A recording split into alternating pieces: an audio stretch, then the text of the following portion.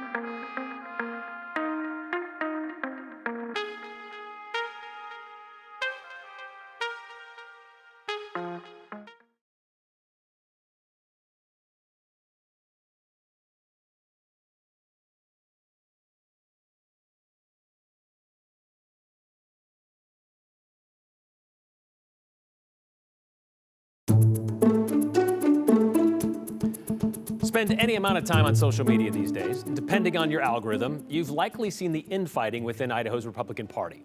It's mostly one-sided, of course, with a lot of the word rhino being thrown around by those who call themselves the real Idaho conservatives. This is a breach that has been brewing for years, though. But this past year, it's becoming a lot more glaring and aggressive, with several lifelong Republicans being told they're not Republican enough. Mr. Chairman, New leadership, it is my honor to nominate Dorothy Moon. new membership in the Freedom Caucus, I'm like, oh, the far right. I'm like, no, we're the regular right. a new party platform, and new rules have all highlighted the new rift in Idaho's Republican Party. I mean, you're either all in or you're completely out. There is no opportunity for individual thought. One such rule, which might remove room for individual thought, passed last summer. Article 20 breaks down party platform enforcement and allows for central committees to censure elected Republicans for not following the party platform closely enough. The Children's School and Library Protection Act would test that rule, an enforcement Representative Julie Yamamoto from Nampa found herself facing last spring after her no votes on House Bill 314. I think it's designed to intimidate, to cause fear, to... So did Representative Lori McCann from Lewiston. I was frustrated and thought this just isn't the way things should be handled. As well as Representative Mark Sauter from Sandpoint. But I'm pretty comfortable with the way I voted, and I feel that I voted very conservatively. All three, including Representatives Matt Bundy and Kenny Roten, would all receive a vote of no confidence or a vote to censure from their local Republican Central Committees. Representative Sauter, he didn't find out until Senator Scott Herndon sent him an email saying he was letting the media know about the vote. Yeah, that was the notification. From a fellow legislator Yes. in your area said what you're doing is not Republican enough. No, he just informed me of the action of the Central Committee. Okay, because he's on it. Right, he's the chairman. Representative McCann, Can you be there? And I was still in session. she also didn't get a chance to defend herself in Nez Perce County. And when I received that message, I thought about all of the emails that I had received from constituents and from citizens from across the state of Idaho, and an easy 3-1 no on the library bill. Yamamoto says her Canyon County vote of no confidence came without anyone from the Central Committee contacting her either. What does this mean, a vote of no confidence? Well, I know to them it means that they are hoping the central committees will have more decision-making ability over who the candidates are. And what they're really trying to do is that they want to weed out people that they feel like are not as conservative. If the goal is to narrow the range of what it means to be Republican, Smaller Republican Party. former party chair Tom Luna says that approach is going to alienate a lot of conservatives. If you want to see where a majority of the Republicans are politically, look at our last primary, where Brad Little won overwhelmingly, Scott Bedke won overwhelmingly, Debbie Critchfield won. These aren't the candidates that were supported by the people that are now controlling the party. Those now in control of the state party seem to be all in on punishing those not following the party platform. A priority fully endorsed by the party chair, that do not as she told a want Twin these Falls radio folks to station run as following the last legislative session. If they're not going to act like Republicans, I guess we're going to have to do some real soul-searching. We need to tighten things up.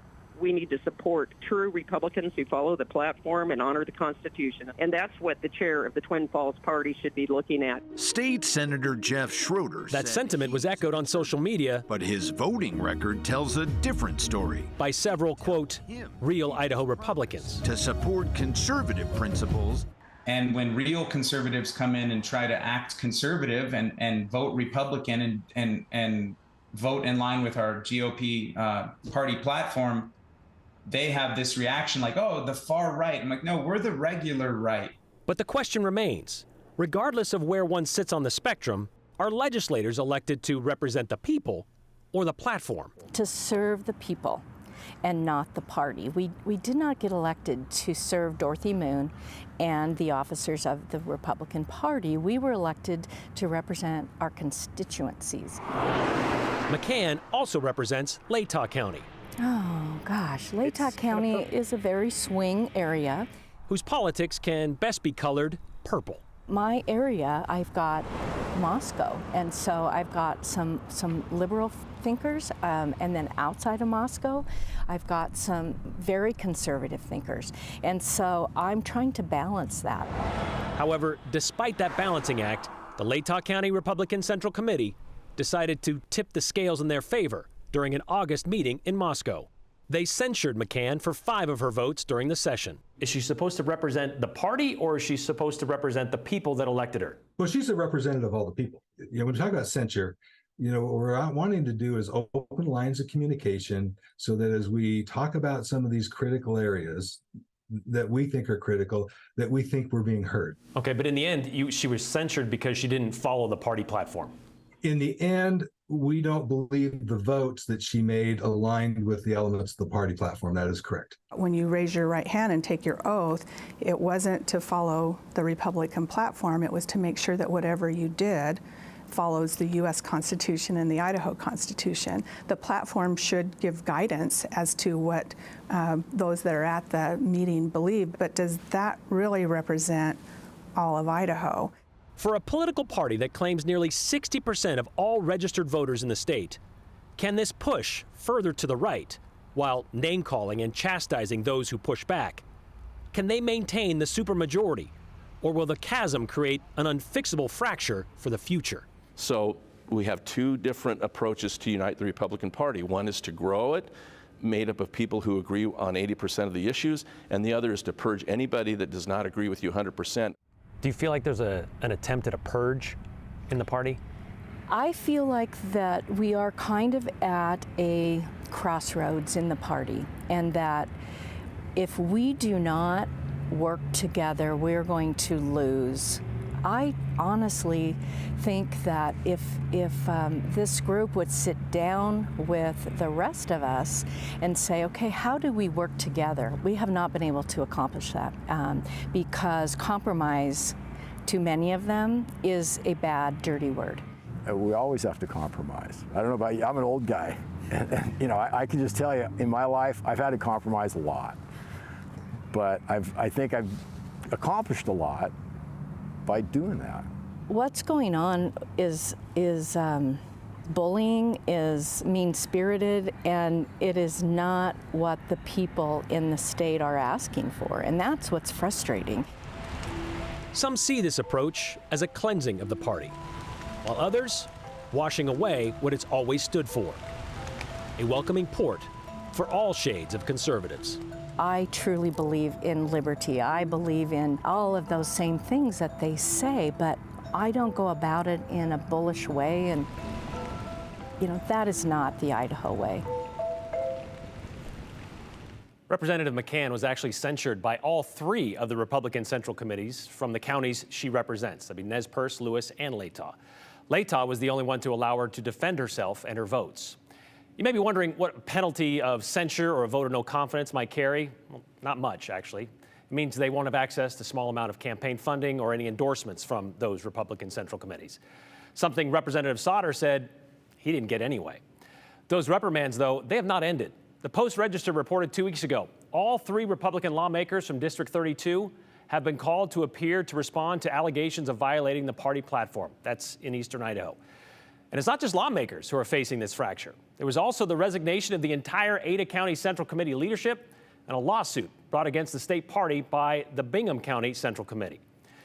We did reach out to the Idaho GOP chair, Dorothy Moon, several times to ask her about the direction of the party. She didn't respond. We also didn't hear back from or were refused an interview by Nez Perce Central Committee, the new leadership of the Ada County Central Committee, and Senator Brian Lenny. Maybe you're also wondering why you should care about the infighting in the state's majority party.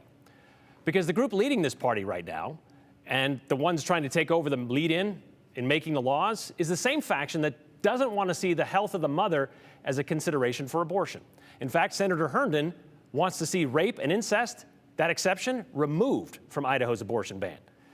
Any ally of the LGBTQ+ community, they refer to as a groomer. Check the likes of Senators Tammy Nichols and Brian Lenny. Chairwoman Moon led a quixotic quest against critical race theory in our K-12 schools, even though she couldn't define it nor find any evidence of it. This is the same group leaning into this Christian nationalism as a direction for the state. So if that kind of stuff matters to you, well, then that's why you should care.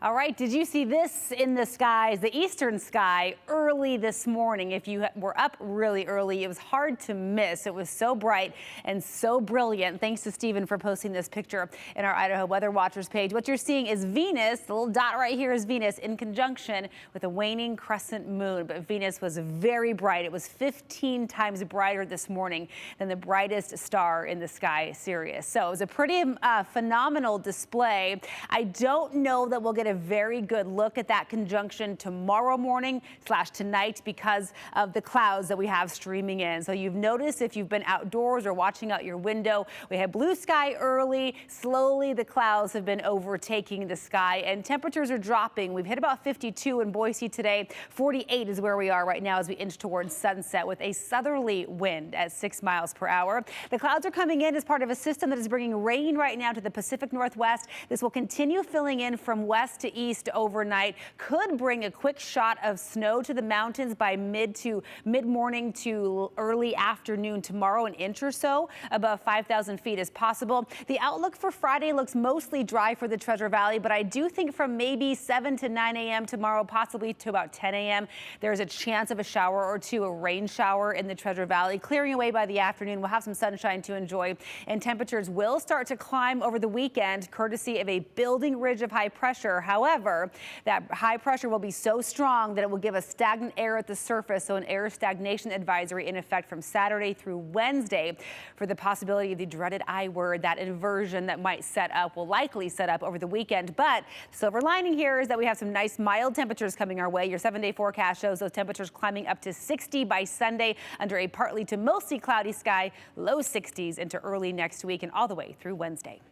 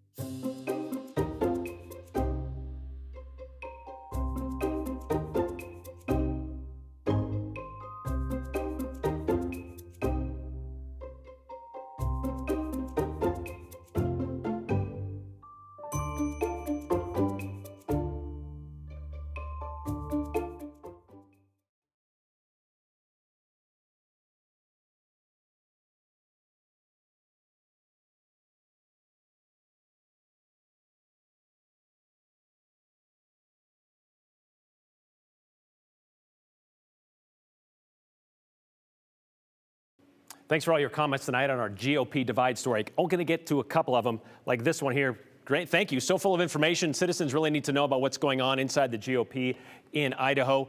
Seems like the new regime with Dorothy Moon is creating a dictatorship instead of a democracy, says Steve in Twin Falls.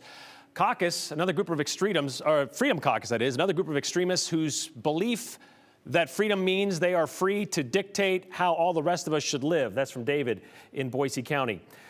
This one's interesting. Tom Luna and these other Republicans now bemoaning these extremists and the IFF. They said nothing about them a couple of years ago. They knew who these extremists were, but didn't care because they just wanted more Republican control of the state. Well, now here we sit, sitting in their own bed, made their own bed. Now they're lying in it. That's what Rod in Boise has to say about that. Just so the Republican Party is aware, all of the stuff discussed in your story today is the reason I no longer vote Republican. I realize I'm only one person, but I'm not the only one, Sue from Boise. Something tells me they don't really care about that one vote, Sue. I hate to tell you that, but that's the response we'd get. A lot of people asking, like, this signing of following the party platform. All of the three we spoke with did sign that, but all of them to a person said they're not sure they would sign it the same way this time if they had to sign to follow the party platform. Brian, you're a comedian, a far-left nut job giving GOP advice. Apostrophe R-E. This is how that works. We appreciate it. See you tomorrow.